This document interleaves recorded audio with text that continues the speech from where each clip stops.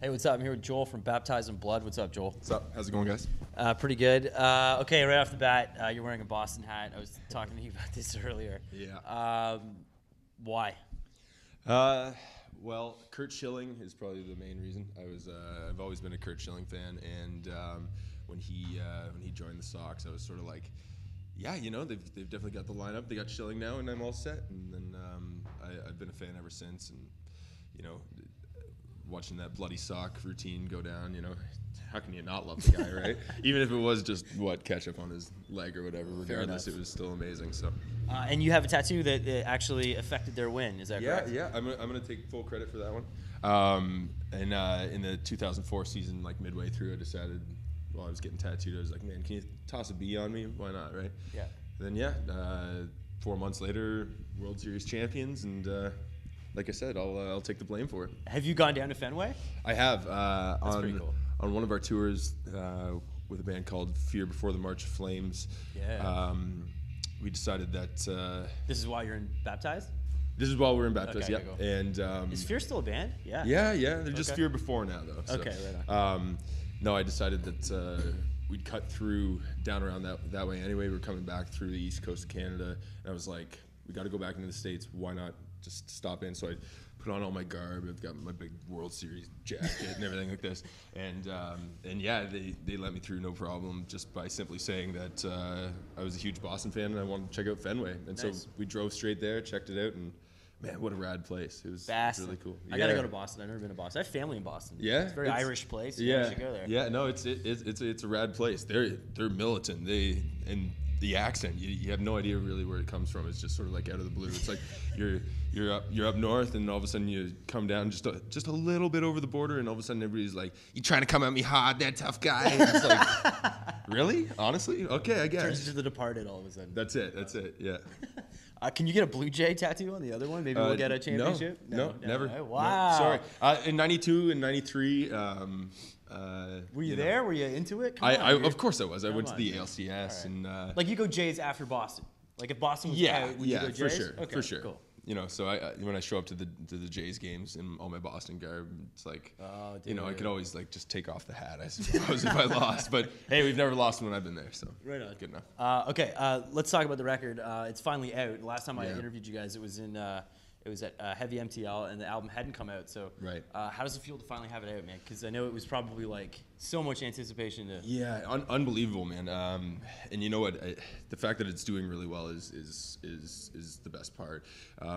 We didn't really know what to expect, and I don't think a lot of people really knew what to expect from us, right? Yeah. So when we were able to produce something that we were just overly happy with and see it succeed is the ultimate goal, right? So we're all just elated at the fact that it's going over well, and we're all just really thrilled with the final product. You know, we worked our asses off to produce this thing and to make this the absolute best we possibly could, and I think we have a product that speaks for itself, really. It's a tight record, man. Thanks, man. I guess was it Up Shirts, Down Skirts? Yeah.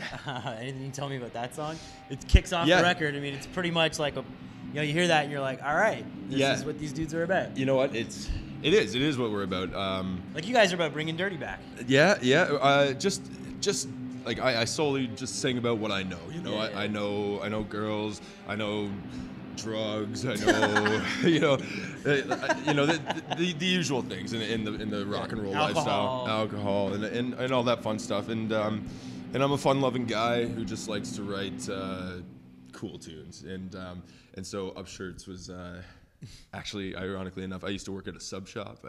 I made sandwiches for for a living, a very poor living. But anyway, there was this girl who kept on coming in. Not a girl, like a MILF. Like I'm talking like she was the hottest 45-year-old I've ever seen in my life. All right. And every time she'd walk out of that restaurant, I just kept on thinking in my head, you know, like, I wish this woman would just come back so I could just watch her walk away again. And so literally started just jotting things down, and that's how that song came about. I like it, man. Yeah, you know. Have you seen her since? No, no. After the music started going, and I chose a different career. I didn't get to see her again. Maybe one of these days I'll run into her. She'll be 60 and still fine as ever. Now you mentioned the party side of things, but off record we were talking. You have a kid, right? Yeah, so, man. So you're a family guy as well. Yeah, of course. So what about that side of life? Yeah, I definitely like to party and stuff like that. But, it has toned down a bit because, I do have a little guy and I want him to grow up knowing that, you have to sort of take some accountability and responsibility in life as well. Yeah. And he's my little monster. I love him to death. And, being a family guy and being on the road, you need to ensure that when you're home and you're really focused on that. We can party on the road or do whatever, but when I'm home, I'm home, and I really stand by that because I've got my girl back at home too, who's full on with him 24/7, and it takes a really, really strong woman to stand behind a guy in a touring band, especially with all the the women around and the drugs and all these other things. So you have to really put faith in them, and they have to really have faith in you. And so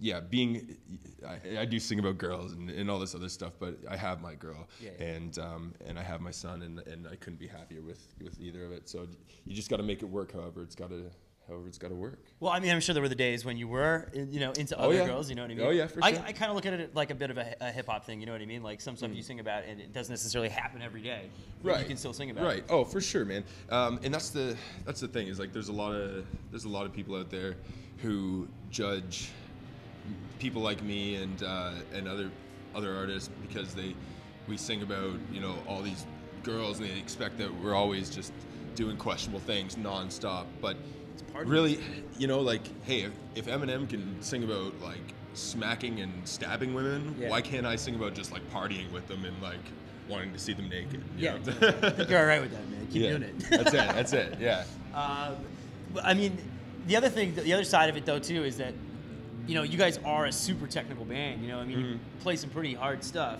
Right. I mean, some of the riffs on there are, Dave Mustaine's your manager. Like, he's not gonna. I mean, that dude can rip. Yeah. Oh, for sure. So, I mean, there's also that side of things, I guess, where, I mean, it is a job. You guys worked really hard on this record. You get that impression.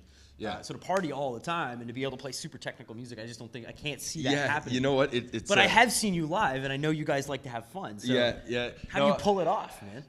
You know what? I think it's just a lot of practice at being like partially liquored while you're on stage. Right, But it's my job's a little easier. Practice sounds really fun, actually. Yeah, exactly. My job's a little easier than the rest in the sense that I just get up there and scream my dick off, and But then you get strep throat on the road or something. Yeah, that's it. You know. You gotta try and keep healthy, try and keep hydrated, and sometimes the beer isn't always the best option. So just ensuring that you're not completely hammered when you walk on stage is usually for the best, because everybody who pays money to come see us wants to see a good show. They don't want to see one of us.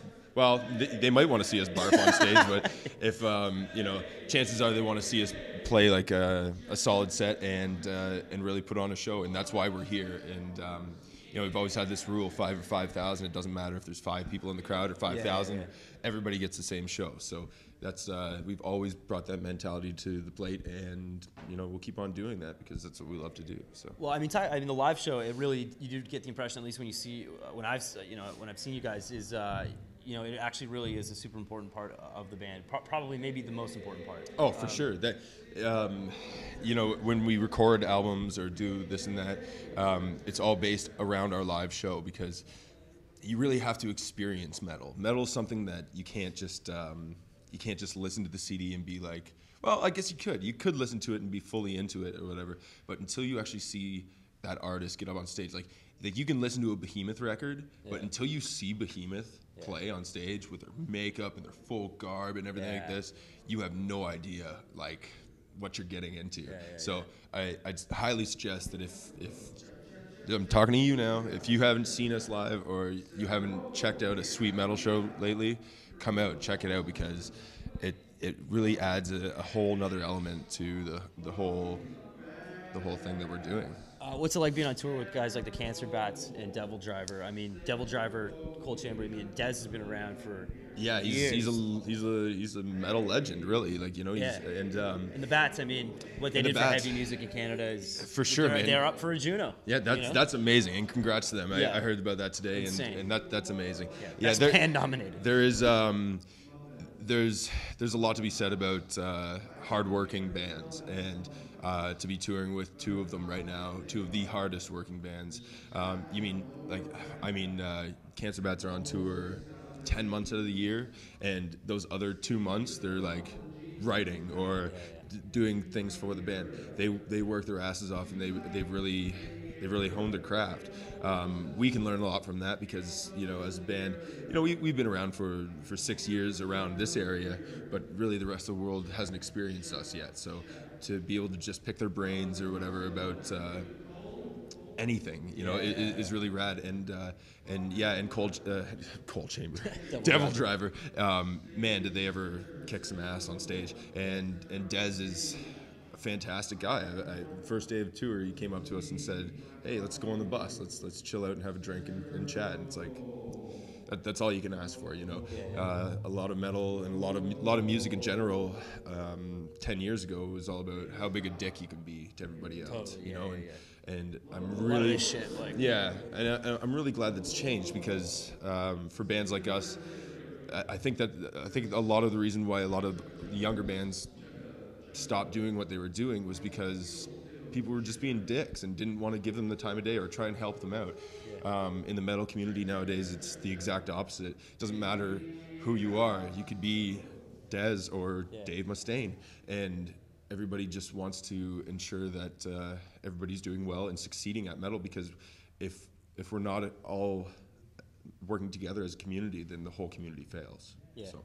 Metal interviews are some of my favorite interviews to do because it really is a situation where you don't judge a book by its cover. Because for sure. You know what I mean? Like, I'll see a guy and be like, that guy could beat my ass and kill me, but nice guy. Chances are he's probably really he's probably a family man who loves fishing and exactly. Dave Mustaine, you bring him up. I have two more questions. One, Dave Mustaine, how did that happen? I mean, to get his attention is insane. Like, for sure. I met him briefly when he peeled through London on the Canadian Carnage tour, Slayer and Testament there, and went on the bus and just chatted for a little bit. The whole band's there, you know, and I'm just like, keep it cool. Yeah, you know, sort of thing. It's he's as big as he is, as larger than life as he is. He's still just a genuine guy who you know, again, has a family, shops for chops with the wife type things. But he's got an ear though, man. But you know he does, and so the thing was that our label rep, general manager, I should say, Rose, she dropped him a copy of the disc before it had even dropped, and I guess he went home, listened to it, and then walked into his manager's office, who is now our other co-manager, and said, listen, you got to check this out. This is incredible. And he really latched onto it, thought it was genuinely a really good product. And we got an email about a week later after I'd met him and just said, you know, really brief, Mark Adelman and Dave Mustaine want to manage your band. And I was like, okay, that's a sick, twisted joke from whoever this came from.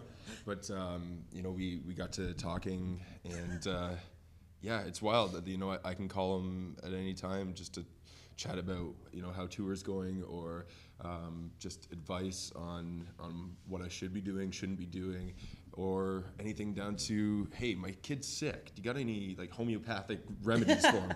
And he's there, and that's the best thing. That's what I was saying before. Metal is a tight-knit community, and everybody looks out for each other, and it doesn't matter if you're the biggest rock star in the world, or in my shoes where we're just sort of, you know, kicking things into gear. Everybody genuinely gives a crap about everybody else, so that's amazing, you know. Cover of the record, there's a shark on it. I'm a big fan of sharks. Yep. Jaws reference? No, you know what? Great movie. It is a great movie. You know what? When we were going through the album artwork and trying to figure it out, we worked with Mike D of Killswitch Engage there. And, you know, at the beginning we really knew what we didn't want to see, but we weren't 100% sure as to what we wanted. Yeah. And when that shark popped up, man, I couldn't believe it. Yeah. We actually announced the artwork, or dropped the artwork during Shark Week. So yeah. Why not? Yeah, exactly. So you know, it's sharks are getting screwed over right now. Actually. Yeah, really? Totally. Yeah, no man. Shit. People like to kill sharks and eat their fins. It's not cool. Save the sharks, man. I need more album covers with sharks on. No, but yeah, it's.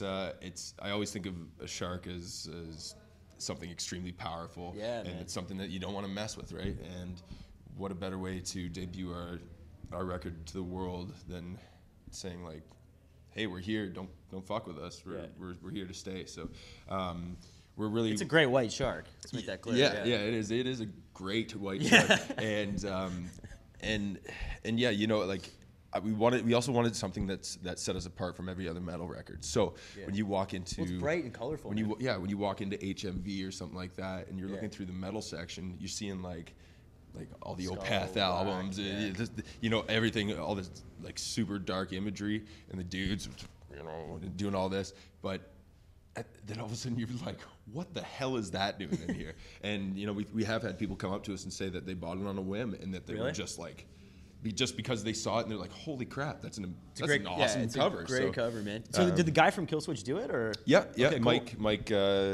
ended up finishing that off for us. Sick, and it's a nice little piece of trivia right there. Yeah, exactly. Yeah, we all like to keep it in the Roadrunner family. Totally. You know? So yeah, cool. It's rad. It's rad to work with awesome people like that, and especially when they create awesome products like that. Nice. Yeah, Joel, good to talk to you, man. Cheers, man. Thanks so much. Go Blue Jays.